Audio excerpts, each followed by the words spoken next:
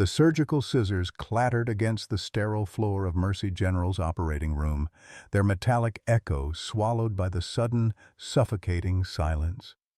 Dr. Rebecca Thompson's gloved hands froze mid-motion, trembling slightly as she stared into the gaping wound of Robert Mitchell's knee joint.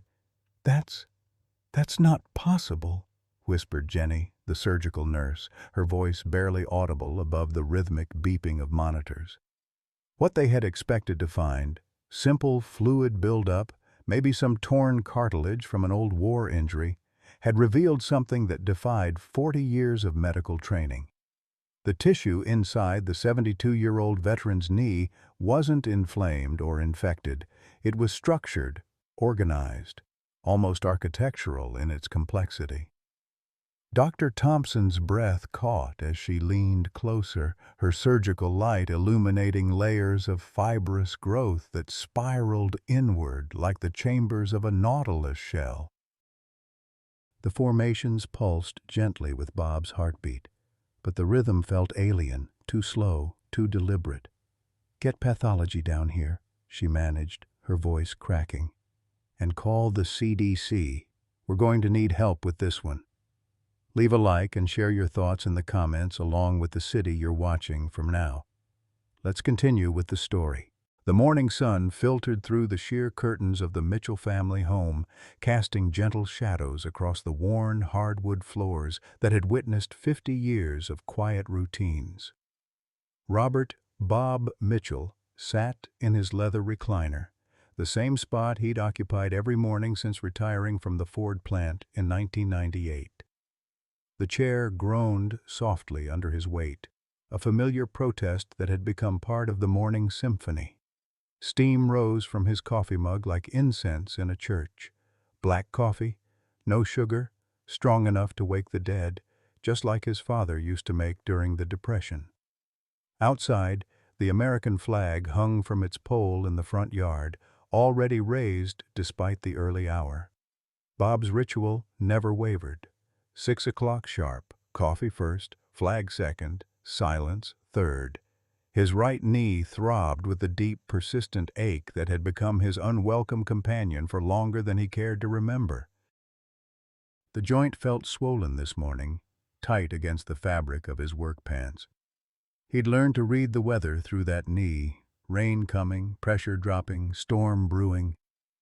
But today felt different. The pain pulsed deeper, like something stirring in the bone itself.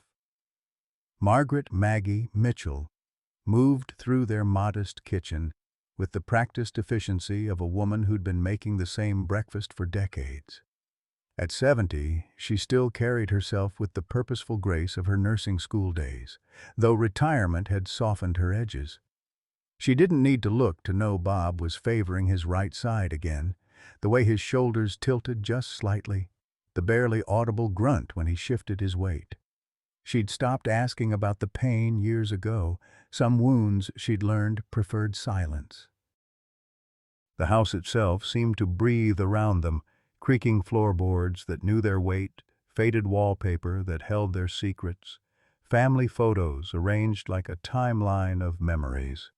In the living room corner, a small wooden cross hung slightly askew, hand-carved during Bob's first deployment, when faith felt simpler and God's plan seemed clear. On the mantel, a purple heart sat in its velvet-lined case, catching the morning light. Visitors always noticed it first, their voices dropping to respectful whispers when Bob deflected their questions with a simple wave and a change of subject.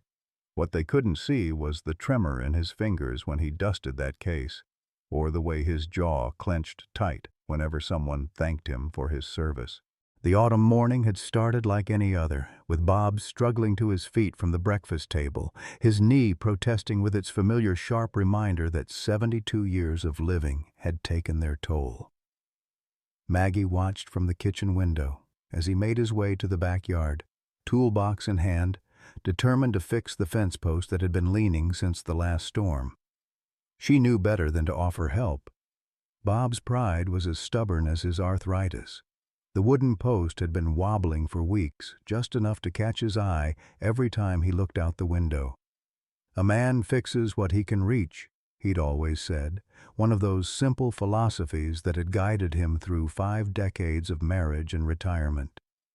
He knelt slowly beside the fence, his right knee grinding against the Georgia clay, and reached for his wrench.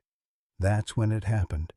The pain that shot through his leg wasn't the usual ache he'd grown accustomed to over the years. This was different, white-hot, electric, like lightning splitting through bone. His vision blurred, the toolbox slipped from his grasp, and Bob found himself sprawling sideways into the dirt, his body refusing to obey the simple command to stand. "Maggie!" he called out, but his voice came out as barely a whisper. The sky above him spun slowly, clouds drifting in and out of focus as he tried to push himself upright. His right leg felt dead, completely unresponsive, as if someone had severed the connection between his brain and his body. From the kitchen window, Maggie saw her husband collapse. The coffee mug slipped from her hands, shattering against the linoleum floor as she rushed outside, her heart hammering against her ribs. In 46 years of marriage, she'd never seen Bob helpless. Even during his worst days, when the knee pain kept him awake at night, he'd maintained that stubborn dignity that made him the man she'd fallen in love with. "Bob, honey, what happened?" She knelt beside him, her nursing instincts kicking in as she checked his pulse, felt his forehead for fever, looked for signs of stroke or heart attack. His color was wrong, gray and waxy, like old newspaper. "Just slipped," he mumbled, trying again to sit up and failing. "Give me a minute." But Maggie could see this wasn't a simple fall. The way his leg lay at an odd angle, the sweat beading on his forehead despite the cool morning air, the fear in his eyes that he was trying so hard to hide. "I'm calling David," she said, reaching for her phone. "No." Bob's voice carried a desperation she'd never heard before. "Don't call the boy. Don't make this into something it's not." David Mitchell arrived within 12 minutes, his paramedic training evident in the efficient way he assessed his father's condition. At 47, David had inherited Bob's stubborn streak but tempered it with professional competence. He'd been responding to emergency calls for nearly 20 years, but seeing his own father lying helpless in the backyard dirt triggered something raw and protective in his chest. "Dad, I need you to tell me exactly what happened," David said, kneeling beside Bob with his medical kit open. The relationship between father and son had been strained for years. David's divorce, his irregular visits, the unspoken disappointment that seemed to hang between them like smoke.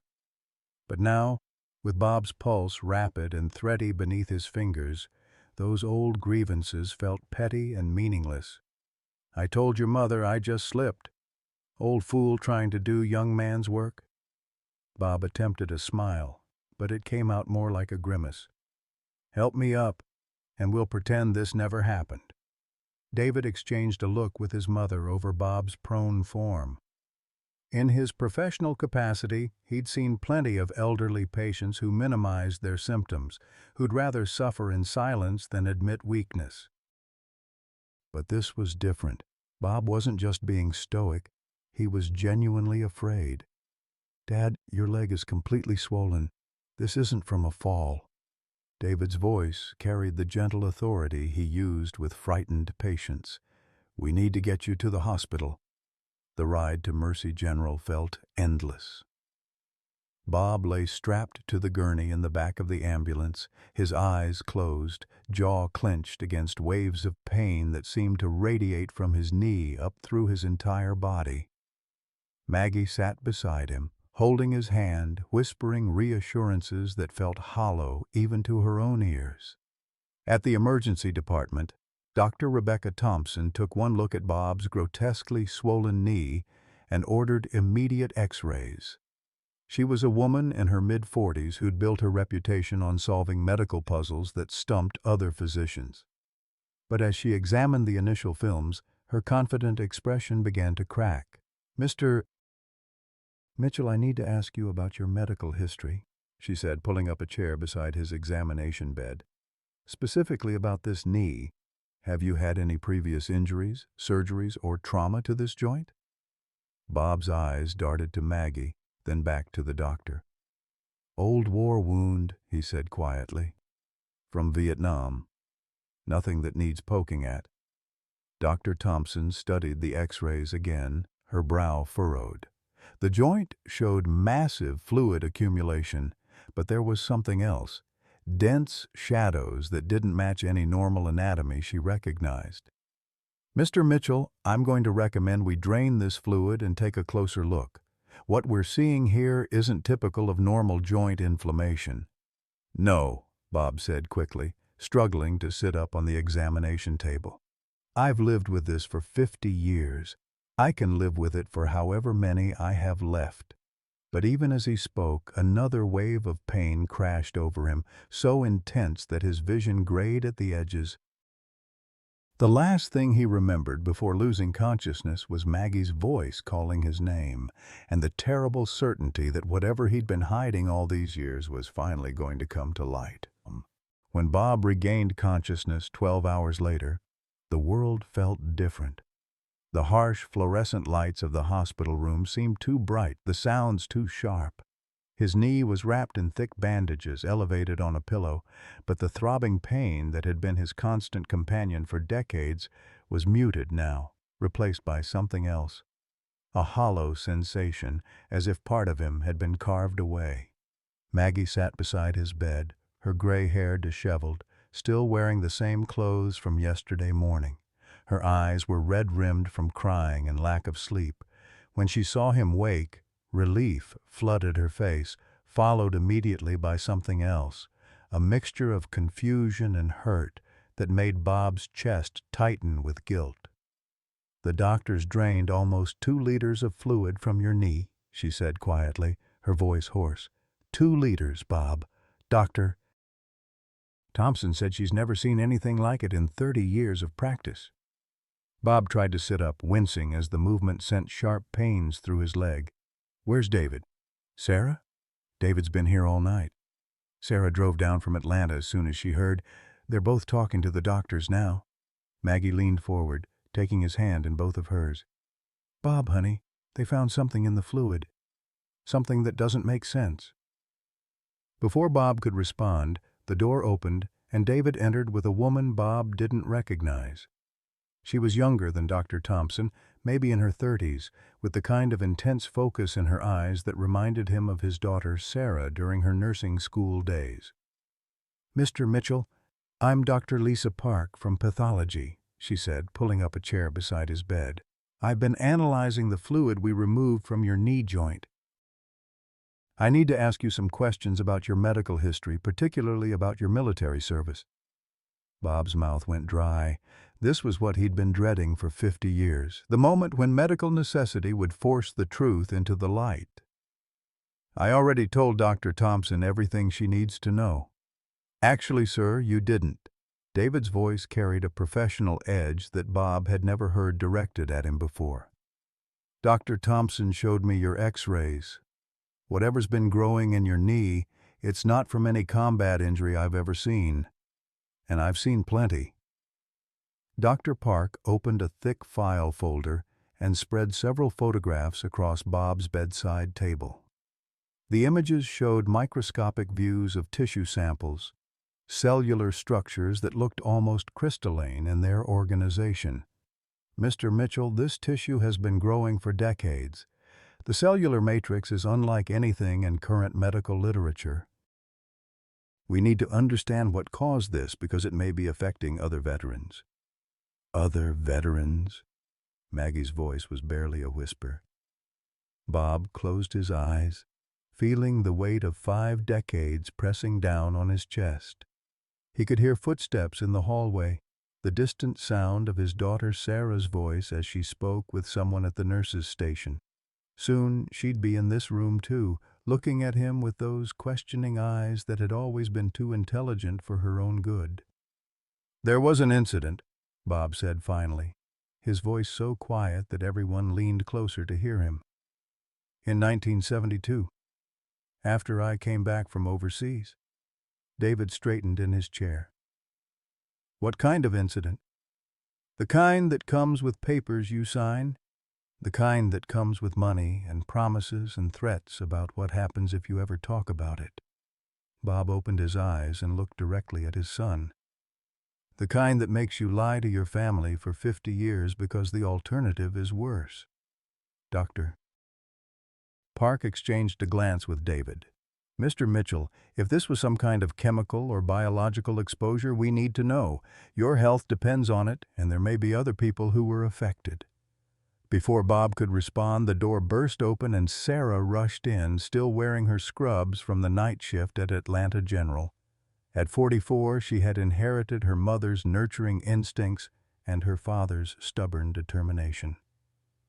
She took one look at the assembled group and immediately sensed the tension in the room. "What's going on?" she demanded, moving to Bob's other side and automatically checking his IV line and monitor readings with the practiced eye of an ICU nurse. "Dad, you look terrible. Are you in pain?" "I'm fine, sweetheart. Just tired." Sarah turned to Dr. Park. "I'm Sarah Mitchell Carter, Mr. Mitchell's daughter and a registered nurse. Can you please explain what you found?" Dr. Park hesitated, glancing at Bob. "Your father was just beginning to tell us about a military incident in 1972 that may have caused his current condition." Sarah's expression shifted from concern to confusion. "Military incident. Dad, you came back from Vietnam in 1971. You were working at the Ford plant in 72. The silence that followed was deafening. Bob could feel the weight of all their eyes on him, could see the puzzle pieces clicking into place in his children's minds. David's face had gone pale, and Maggie was staring at him as if she'd never seen him before. "Dad," David said slowly, "what really happened to your knee?" Bob looked around the room at the three people he loved most in the world, knowing that what he was about to say would change everything between them forever. For 50 years he'd carried this secret like a tumor in his soul, telling himself he was protecting them. Now, lying in a hospital bed with his body finally betraying him, he realized that protection built on lies was just another form of harm. "It wasn't in Vietnam," he whispered. "It was at a place called Fort Detrick, Maryland. And I wasn't the only one." The words hung in the hospital room like smoke, heavy and suffocating. Fort Detrick. The name meant nothing to Sarah and David, but Maggie's face had gone white as fresh snow. As a nurse in the 1970s, she'd heard whispers about that place, government research, biological weapons, experiments that decent people didn't talk about over dinner. "Fort Detrick," Dr. Park repeated, her pen hovering over her notepad. "That's the Army's biological research facility. Mr. Mitchell, were you part of a research program there?" Bob's laugh was bitter, hollow. "Research program, that's what they called it." He looked at his children, seeing his own pain reflected in their confused faces. "You have to understand, I was 23 years old. I'd just come back from 13 months in the jungle, watching good men die for reasons nobody could explain. When they offered me a chance to serve my country in a different way, to help prevent biological weapons from being used against American soldiers, I thought I was doing something noble." Sarah moved closer to the bed, her nurse's instincts warring with her daughter's heart. "Dad, what exactly did they do to you?" "They told us we were testing protective equipment," Bob continued, his voice growing stronger as the words finally found their way out. "Suits, masks, procedures for decontamination. They said we'd be exposed to harmless substances, that we were helping to save lives." He paused, closing his eyes against the flood of memories. "There were 12 of us in the program, all young, all volunteers, all too stupid to ask the right questions." David had been pacing the small room, but now he stopped, turning to face his father. "What kind of substances?" "Chemical compounds, biological agents." Things that didn't have names, just numbers and letters. Bob's hand moved unconsciously to his knee. They called it Project Blue Harvest. Every week for 6 months we'd go into sealed chambers and they'd expose us to different formulations. They monitored our blood, our tissue samples, our psychological responses.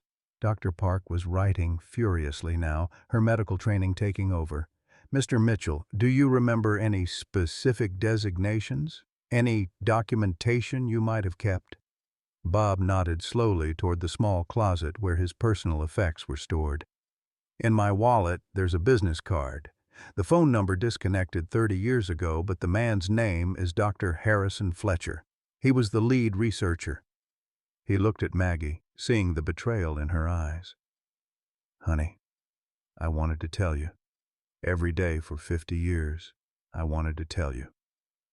50 years, Maggie whispered, her voice breaking. 50 years of sleeping next to a stranger. I'm not a stranger, Bob said desperately. I'm the same man who held your hand during Sarah's delivery, who taught David to ride his bike, who danced with you in the kitchen to that old Sam Cooke song. The only thing I kept from you was the pain. Sarah found the business card exactly where Bob said it would be. The paper was yellowed with age, the text faded but still legible. Dr. Harrison Fletcher, Department of Biological Defense Research, she read aloud. Dad, this says the program ended in 1973. What happened to the other 11 volunteers? Bob's silence was answer enough. The weight of unspoken tragedy filled the room like a physical presence. Finally, he spoke, his voice barely audible. Tommy Rodriguez lasted the longest after me. He died in 1987. Liver failure, they said, but I knew better. Before that, there was Jerry Martinez, brain tumor in 79. Kevin O'Sullivan made it to 1985 before the cancers took him. Cancers? David's professional composure cracked. Dad, how many of them developed cancer? All of them, eventually. Different types, different timelines, but all of them. Bob met his son's eyes. I thought I was lucky. Whatever they put in me, my body seemed to handle it differently. The knee swelled up about 6 months after the program ended, but it wasn't spreading like the others. I thought maybe I'd beaten it. Dr. Park looked up from her notes. Mr. Mitchell, the tissue we removed from your knee shows signs of long-term adaptation. Your body didn't just survive the exposure, it found a way to contain and isolate whatever foreign agent was introduced. In medical terms, you developed what we call an encapsulation response. What does that mean in regular English? Sarah asked. It means your father's immune system built a biological prison around whatever was put into his body, Dr. Park explained. For 50 years, his own tissue has been containing and neutralizing a potentially lethal substance, the swelling, the pain. It was his body's way of protecting itself and quite possibly protecting everyone around him. The room fell silent as the implications sank in. Bob hadn't just been suffering in silence for 5 decades. He'd been walking around as a living example of human biological resilience, his own flesh and blood serving as a barrier against something that had killed 11 other young men. Maggie stood up abruptly, her chair scraping against the linoleum floor. I need some air, she said, not looking at anyone as she rushed toward the door. Mom, wait! David called, but she was already gone, leaving behind only the sound of her footsteps echoing down the hospital corridor. Bob stared at the ceiling, tears streaming down his weathered cheeks. I never wanted her to know, he whispered. I never wanted any of you to carry this burden. Sarah sat on the edge of his bed, taking his hand in hers. Dad, we're not carrying your burden. We're sharing it. There's a difference. Is there? Bob asked. Because from where I'm lying, it looks like I just destroyed the most important relationship in my life. David moved to the window. looking out at the parking lot where their mother was probably sitting in her car, trying to process 50 years of deception. Dad, what you did was wrong. Lying to us. Lying to Mom. That was wrong. But what they did to you was worse. That doesn't excuse— No, it doesn't, David interrupted. But it explains it, and maybe, if we're lucky, it's not too late to fix what's broken. Dr. Park cleared her throat gently. Mr. Mitchell, I need to ask you something important. Do you have any documentation from Project Blue Harvest? Any records that might help us understand exactly what you were exposed to? Bob nodded slowly. There's a safety deposit box at First National Bank. Box 247. The key is in my tackle box at home, taped to the inside lid. He looked at his children. I kept everything, every medical record, every consent form, every payment stub. I always thought someday I might need to prove what happened to me. Someday just arrived, Sarah said quietly. The contents of safety deposit box 247 at First National Bank spread across Dr. Thompson's office desk like evidence from a crime scene that had been buried for half a century. Sarah and David sat on either side of their father's wheelchair, watching as medical professionals and government officials examined documents that Bob had hoped would never see daylight. The papers told a story of systematic deception that made even seasoned military liaisons uncomfortable. Project Blue Harvest hadn't been about protective equipment testing, as the volunteers had been told. According to the classified documentation, it had been an experimental program designed to test human tolerance for biological warfare agents that the United States was supposedly committed to never developing under international treaty. Jesus Christ, muttered Colonel James Morrison, the military representative who had arrived from Washington that morning. He was a career officer in his 50s who'd seen his share of classified operations, but the clinical detachment in these reports clearly disturbed him. They were using you boys as lab rats. Dr. Thompson studied a medical chart dated March 15, 1973.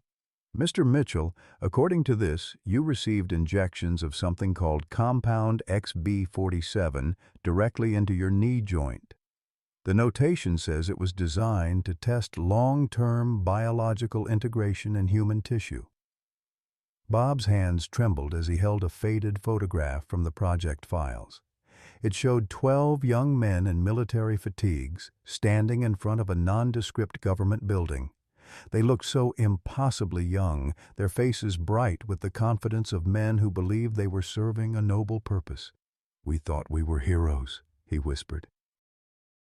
"They told us we were preventing another Vietnam, another generation of American boys coming home in body bags." Sarah leaned forward, studying her father's medical records from the program. As an ICU nurse, she could interpret the clinical language that might confuse others. "Dad, these blood tests show massive inflammatory responses starting just weeks into the program. They knew you were getting sick." "They knew we were all getting sick," Bob corrected. "But they kept going anyway, every week, a different compound, a different injection site. They were mapping how our bodies responded to biological weapons." David had been quietly reviewing financial documents from the project. "Dad, they paid you $60,000 in 1973. That's almost $300,000 in today's money." "Blood money," Bob said bitterly. "Though at the time it felt like winning the lottery. Your mother and I bought our first house with that money." "You kids grew up in a home that biological warfare research paid for." Dr. Park entered the office carrying a thick folder of test results. "Mr. Mitchell, we've completed the analysis of the tissue we removed from your knee. The genetic markers match exactly with the compound described in these documents. Somehow, your body managed to contain and neutralize a substance that was designed to be lethal." Colonel Morrison looked up from a classified report he'd been reading. "Doctor, how is that possible? According to this, compound XB47 had a 100% fatality rate in animal testing. Human biology can be remarkably adaptive, Dr. Park explained. Mr. Mitchell's immune system appears to have developed what we call an encapsulation response. Instead of fighting the foreign agent and failing, his body essentially built a biological fortress around it. The tissue in his knee became a containment system. Bob closed his eyes, remembering the years of pain, the sleepless nights, the way his knee would throb like a second heartbeat. So all this time, my own body was protecting everyone else from whatever they put in me. That's exactly right, Dr. Thompson confirmed. You've been a walking example of human biological resilience for 50 years.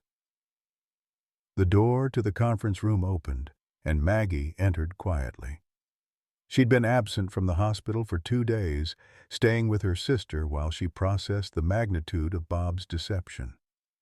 She looked older somehow, as if the weight of half a century's worth of lies had physically aged her. But her eyes, when they met Bob's, weren't filled with anger anymore. They held something deeper, a mixture of grief and understanding that comes from truly knowing another person for the first time. "I've been thinking," she said, taking a seat beside Bob's wheelchair, "about all those nights you couldn't sleep, all those times you'd get up and sit in the kitchen at 3 in the morning just staring out the window. I thought you were wrestling with memories from Vietnam, but you were carrying something much worse, weren't you?" Bob reached for her hand, half expecting her to pull away. When she didn't, tears began streaming down his face. "Maggie, I'm so sorry. I wanted to tell you 1,000 times, but they made it clear what would happen if I talked, not just to me, but to my family." Colonel Morrison shifted uncomfortably in his chair. "Mr. Mitchell, I need to be frank with you. The people who ran Project Blue Harvest, they're mostly dead now. The program was shut down in 1975 after congressional hearings into illegal human experimentation. But the legal implications of what happened to you and the other volunteers, that's still very much alive." "What does that mean?" Sarah asked. "It means your father and the families of the other volunteers are entitled to significant compensation from the federal government. It also means that this story, when it comes out, is going to be front-page news across the country." Bob looked around the room at the assembled officials, doctors, and his own family.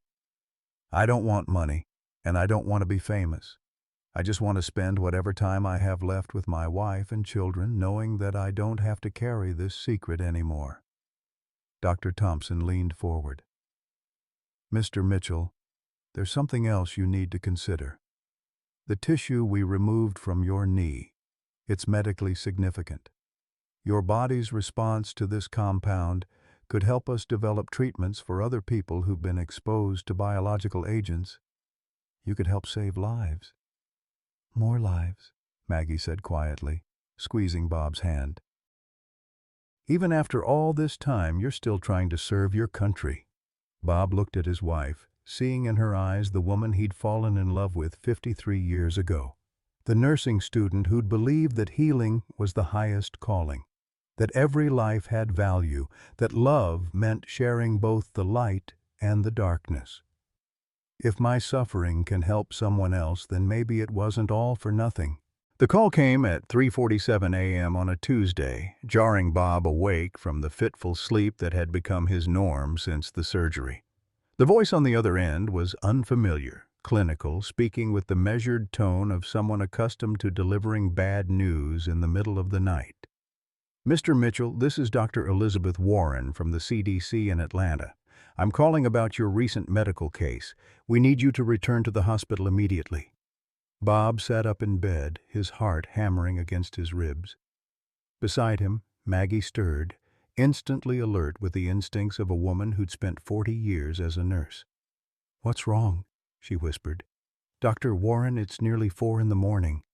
What's so urgent it couldn't wait until daylight?" "Mr. Mitchell, we've been monitoring your blood work since the tissue removal surgery. Your white blood cell count has spiked dramatically over the past 48 hours. We're seeing markers that suggest your body is going into systemic shock. The words hit Bob like a physical blow. After 50 years of his body's remarkable adaptation, after surviving what had killed 11 other young men, was his biological fortress finally crumbling? How bad is it? Bad enough that we're sending an ambulance. Please don't attempt to drive yourself. The ride to Mercy General felt like a funeral procession. Bob lay on the gurney, watching the familiar streetlights of his neighborhood flash past the ambulance windows, wondering if this was the last time he'd see them.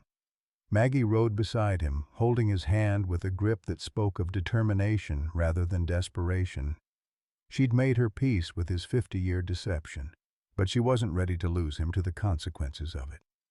At the hospital, Dr. Thompson met them in the emergency bay, her usually composed demeanor cracked with genuine concern. "Bob, we need to get you into isolation immediately. Your blood work is showing signs of massive organ stress." "Isolation?" Maggie's voice cracked. "What does that mean?" "It means whatever biological agent your husband's body has been containing may be breaking free," Dr. Thompson explained as they rushed through the corridors. "When we removed the encapsulated tissue, we may have disrupted the containment system his body had built." They wheeled Bob into a negative pressure isolation room, the kind reserved for patients with highly contagious diseases. Through the glass partition he could see his family gathering, Sarah driving down from Atlanta despite the early hour, David arriving still in his paramedic uniform from a night shift. The sight of them standing vigil outside his quarantine made Bob's chest tighten with a grief that had nothing to do with his failing body. Dr. Park appeared at his bedside wearing full protective gear, gown, gloves, face shield, the works. "Mr. Mitchell, I need to be honest with you. The compound that's been in your system for 50 years, it's not stable outside of the biological matrix your body created. When we removed the tissue, we may have triggered a systemic release." "Are you saying I'm contagious?" "We don't know yet, but we're taking every precaution." Dr. Park pulled up a chair, her eyes visible above her mask, carrying a mixture of professional concern and human compassion. "Your liver and kidney functions are declining rapidly. Your body is essentially poisoning itself with something it's been successfully managing for half a century." Through the glass, Bob could see Maggie arguing with a nurse, probably demanding to be let into the room. Even after 50 years of marriage, after learning about his deception, she was still fighting for him. The irony wasn't lost on him. In trying to protect his family from the truth, he'd denied them the chance to help him carry the burden. "How long do I have?" Bob asked quietly. Dr. Park hesitated. "If we can't stabilize your organ function within the next 24 hours, we're looking at complete system failure." Bob closed his eyes, feeling the weight of half a century pressing down on his chest. "Can I see my family?" "Not in person. The contamination risk is too high until we understand what we're dealing with." A nurse wheeled in a video monitor, connecting Bob to his family through technology that felt both miraculous and cruelly inadequate. On the screen, he could see Maggie's face, streaked with tears, but set with the stubborn determination that had carried her through 5 decades of loving a complicated man. "Honey," Bob said, his voice barely above a whisper, "I'm sorry. For all of it. For the lies. For the years of watching me hurt and not understanding why. For not trusting you enough to share this burden." "Stop apologizing," Maggie said firmly. "You were 23 years old when they used you as a guinea pig. You were a boy who thought he was serving his country, and they betrayed that trust in the worst possible way." Sarah leaned into the frame, her nurse's training evident in the way she assessed his appearance even through the video feed. "Dad, we're not giving up on you. Dr. Thompson is consulting with specialists around the country. There has to be something they can do."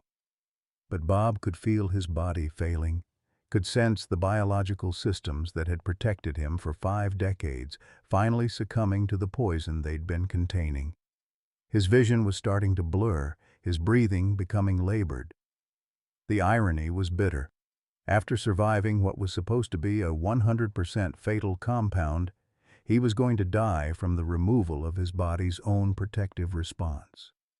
"I need you all to know," Bob said, struggling to keep his eyes focused on the screen, "that every day I spent with you was worth whatever price I had to pay. The pain, the secrets, the guilt, all of it was worth having a life with you." On the monitor, he could see his family crying, but also see them drawing closer together, supporting each other the way families do in crisis. Maybe, Bob thought as consciousness began to slip away from him, that was the real legacy of Project Blue Harvest, not the suffering it had caused, but the strength it had revealed in the people who loved each other enough to share the darkness. The miracle began with a phone call at 6:23 a.m., just as the first pale light of dawn was creeping through the hospital corridors. Dr. Thompson rushed into the isolation unit, her face flushed with an excitement that seemed almost inappropriate given the gravity of Bob's condition. Behind her protective gear, her eyes were bright with something that looked dangerously close to hope. "Bob, we need to talk," she said, pulling up a chair beside his bed. "Something extraordinary has happened." Bob could barely lift his head from the pillow. The previous night had been the worst of his life. Worse than any firefight in Vietnam, worse than the months of experimental injections at Fort Detrick. His body had been systematically shutting down, organ by organ, as if 50 years of biological adaptation were unraveling in fast forward. "Doc, if you're here to tell me you found a cure in the last 6 hours, I'm going to need you to prove it," Bob whispered, his voice barely audible above the symphony of machines keeping him alive. Dr. Thompson smiled behind her mask. "Not a cure exactly, but something almost as good. Do you remember Tommy Rodriguez?" The name hit Bob like an electric shock. Tommy Rodriguez, his closest friend from Project Blue Harvest, the one volunteer who'd seemed to handle the experimental compounds as well as Bob had, at least initially. Tommy had been the last to die, surviving until 1987 before succumbing to what the doctors had called liver failure. "Tommy's been dead for 36 years, Bob said. "That's what we all thought," Dr. Thompson replied, pulling out a tablet and showing Bob a video call screen. "Bob Mitchell, meet Tommy Rodriguez." The face that appeared on the screen was older, weathered, marked by decades of hard living, but unmistakably the same man who'd stood beside Bob in that faded photograph from 1973. Tommy's hair was white now, his skin lined with wrinkles, but his eyes were alive, alert, and focused intently on Bob's face. "Jesus Christ, Bobby," Tommy said, his voice carrying the faint accent of his Texas childhood. "You look like death warmed over." Bob stared at the screen, convinced he was hallucinating. "Tommy, you died. I went to your funeral. I held Rosa's hand while they lowered your casket into the ground." Tommy's laugh was bitter. That funeral was for Tommy Rodriguez, construction worker from San Antonio. "But I stopped being that person in 1975 just like you stopped being whoever you were before Fort Detrick. The government gave me a new identity, a new life, and told me to disappear forever." Dr. Thompson leaned closer to Bob's bedside. "Mr. Rodriguez contacted us yesterday through the CDC's Project Blue Harvest investigation hotline.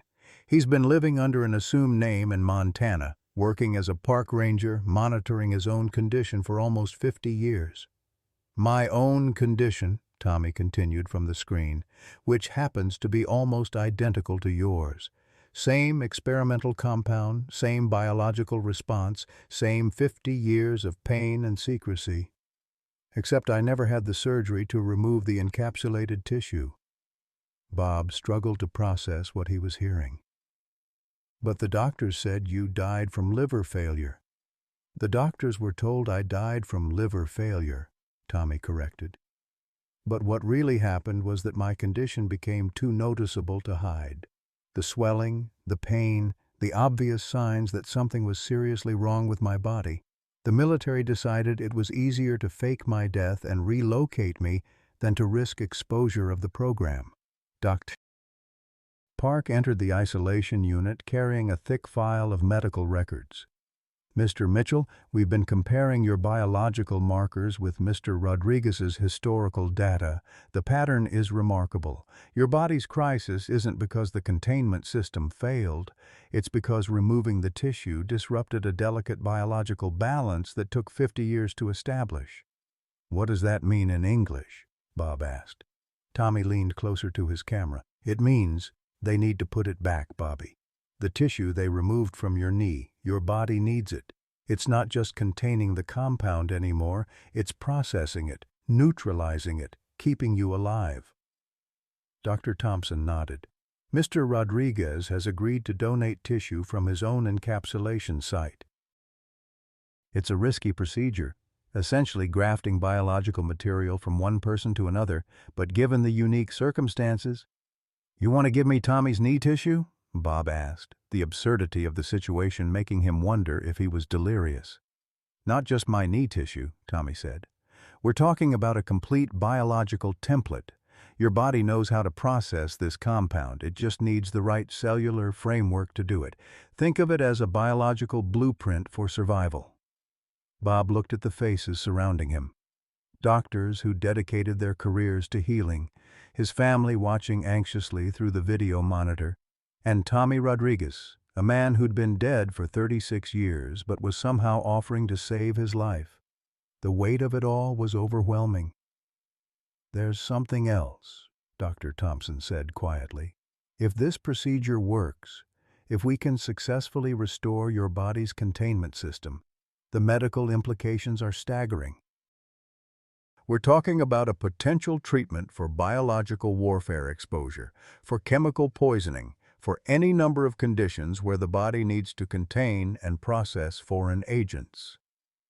Through the video monitor, Bob could see Maggie pressing her hands against the glass of the isolation room, her face streaked with tears, but radiating determination.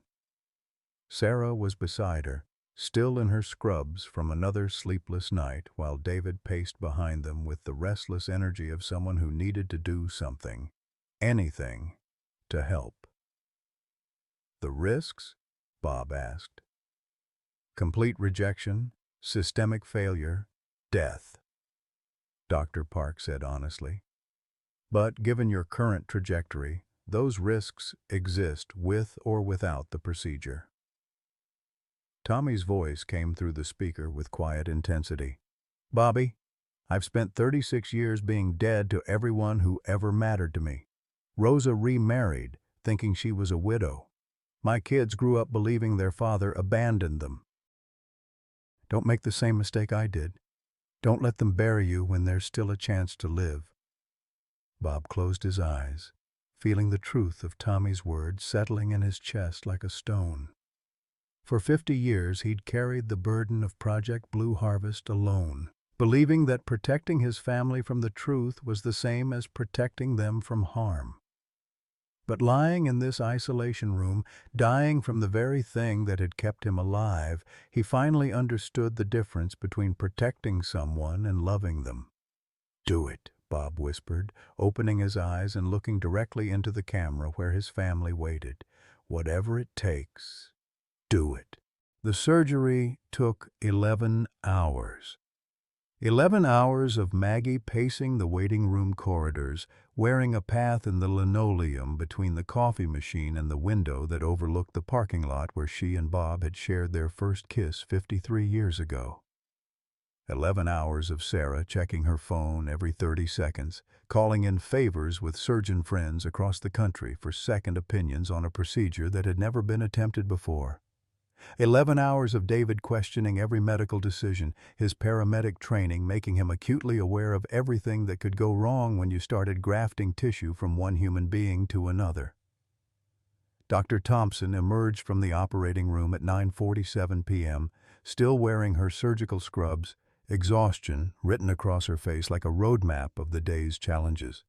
She pulled off her surgical cap, revealing hair that was damp with sweat, and approached the family with the careful steps of someone carrying momentous news. "The procedure was successful," she said quietly, and Maggie's knees nearly buckled with relief. "Mr. Rodriguez's tissue grafted remarkably well to your father's existing biological matrix. We were able to restore the encapsulation system that his body had spent 50 years developing." Sarah stood up from her chair, her medical training kicking in automatically. "What's his prognosis?" "Cautiously optimistic," Dr. Thompson replied. "His organ function has already begun to stabilize.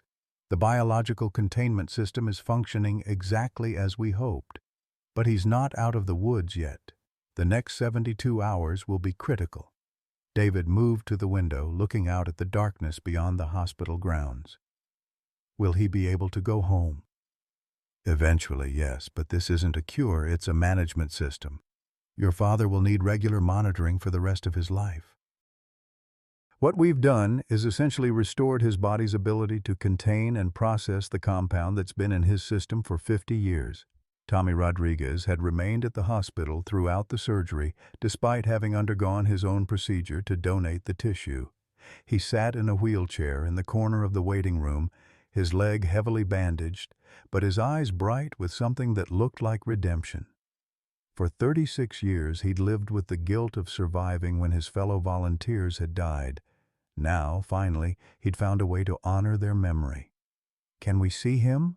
Maggie asked. "He's still sedated, but yes, the contamination protocols are no longer necessary. What we've learned is that the compound was never actually contagious. It required direct injection into tissue to take hold. Your father has never been a danger to anyone but himself." They filed into Bob's recovery room quietly, reverently, like pilgrims approaching a shrine. He lay connected to monitors and IV lines, but his color was better, his breathing steady and strong. The terrible gray pallor that had marked his face during the crisis was gone, replaced by something that looked remarkably like peace. Maggie took his hand, feeling the warmth of his skin, the steady pulse that spoke of a heart that wasn't ready to quit. 50 years, she whispered, not to anyone in particular, just to the universe that had somehow allowed her husband to survive something that should have killed him decades ago. When Bob woke up 18 hours later, the first thing he saw was Maggie's face, lined with worry but softened by love. The second thing he noticed was the absence of pain. Not just the acute agony of the recent crisis, but the deep, persistent ache that had been his constant companion since 1973.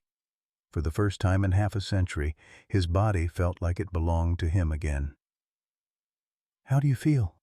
Maggie asked, her voice barely above a whisper.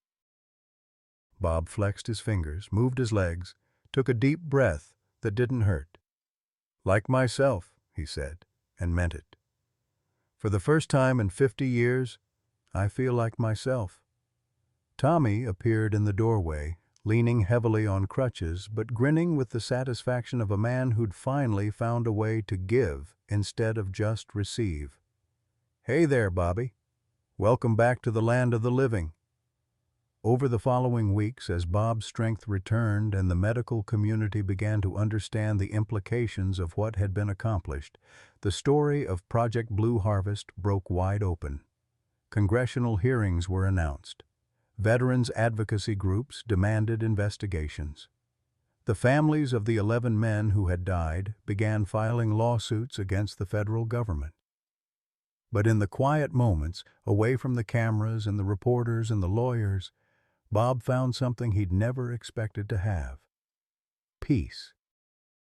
The weight of 50 years of secrecy had been lifted from his shoulders, and in its place was something lighter but stronger: the knowledge that love shared is love multiplied, that burdens carried together lose their power to destroy. 6 months after the surgery, Bob stood in his backyard fixing the same fence post that had started this entire journey. But this time, Maggie stood beside him, holding the tools, steadying the post, sharing the work the way they should have been sharing everything all along. The American flag still flew from its pole in the front yard, but now it represented something different. Not the country that had used him as an experiment, but the ideals that had made his sacrifice meaningful, the principles worth protecting even when the protectors themselves needed protection. "Freedom isn't free," Bob said quietly, watching the flag flutter in the Georgia breeze. Maggie squeezed his hand. "No," she agreed, "but it's worth the price. Especially when you don't have to pay it alone." Bob Mitchell's story reminds us that the heaviest burdens we carry are often the ones we try to bear alone. For 50 years, he believed that protecting his family from his pain was an act of love. But what he discovered in that hospital room was something deeper. That real love means trusting the people who matter most to help carry the weight. How many of us have convinced ourselves that our struggles, our health concerns, our fears about aging are burdens we must shoulder in silence? Bob's journey shows us that the very secrets we keep to protect our loved ones often become the walls that separate us from them. His wife Maggie didn't need protection from his truth. She needed partnership in facing it. Their children didn't need a perfect father, they needed an honest one. The miracle wasn't just medical, it was the healing that happened when a family chose transparency over protection, vulnerability over strength, and shared struggle over silent suffering. After decades of marriage, they discovered that love isn't about shielding each other from life's hardships. It's about facing them together, hand in hand, with the courage that comes from knowing you're not alone. What burden have you been carrying alone that might be lighter if shared with someone you trust? Have you ever discovered that being vulnerable with your family actually brought you closer together? Share your thoughts in the comments below. Your story might be exactly what someone else needs to hear today.